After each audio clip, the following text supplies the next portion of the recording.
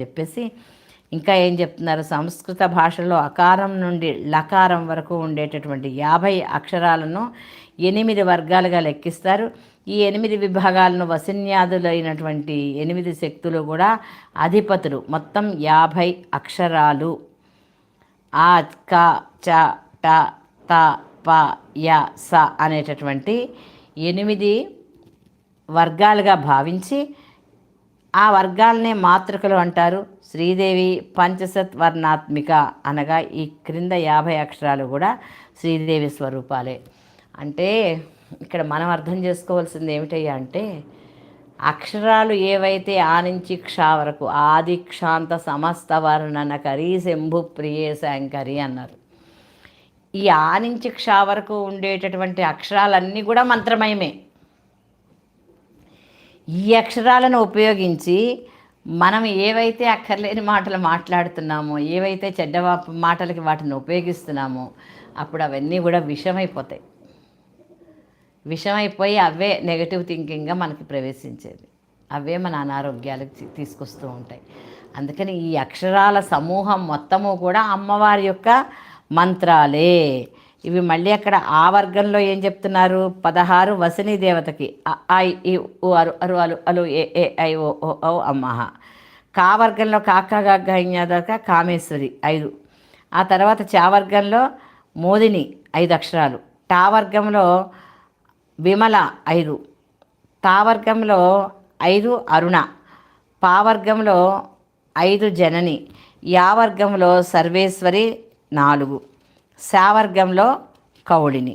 మొత్తం 50 అక్షరాలు. ఈ విధంగా వసిన్యాది అష్టశక్తులతో 12 యోగినులతోటి గంధాకర్షిణి మొదలైన 4తోటి మాతృకా రూపధారిణి అయినటువంటి శ్రీదేవిని ధ్యానిస్తే కావ్యశక్తి అవుతాడని ఈ శ్లోకం మనకి, కావ్యకర్త అవుతాడని చెప్పేసి ఈ శ్లోకం మనకు తెలియజేస్తోంది. అంటే ఒక కవి ఏదన్నా రాయాలి అంటే ఈ అక్షరాలనే ఉపయోగించాలిగా, ఏం చేయాలనే ఈ అక్షరాలే ఉండాలి. అందుకని అమ్మవారిని ఈ యొక్క వసిన్యాది వాగ్దేవతలని ప్రార్థించి అప్పుడు తన యొక్క కావ్యాన్ని రాయడం మొదలు పెడితే అందులో మంచి ఫలితాలు వస్తాయి అని చెప్పేసి మనకు చెప్పడం జరుగుతుంది. దీనికి ఐం అనేటటువంటిది బీజాక్షరంగా చెప్తున్నారు. తేనె, పాలు, పంచదార, పటికి బెల్లము, అరటిపండు. తేనె, పాలు, పంచదార, పటికి బెల్లము, అరటిపండు నైవేద్యానికి ఉపయోగించాలి ఈ శ్లోకం పారాయణ చేసినప్పుడు. తనుఛాయాభిస్తే తరుణతరణి శ్రీసరణిభిః దివం సర్వాముర్వీం అరుణిమణిమగ్నాం స్మరితయః భవంత్యస్యత్రస్యా ధ్వనహరిణశాలీననయనా సహోర్వస్యావస్యాః కతి కతి న గీర్వాణగణికాః తనుఛాయాభిస్తే తరుణతరుణి శ్రీసరణిభిః దివం సర్వాముర్వీం అరుణిమణిమగ్నాం స్మరితయః భవంత్యస్యత్ర స్యాత్ వనహరిణశాలీననయనాః సహోర్వస్యావస్యాః కతి కతి న గీర్వాణగణికాః.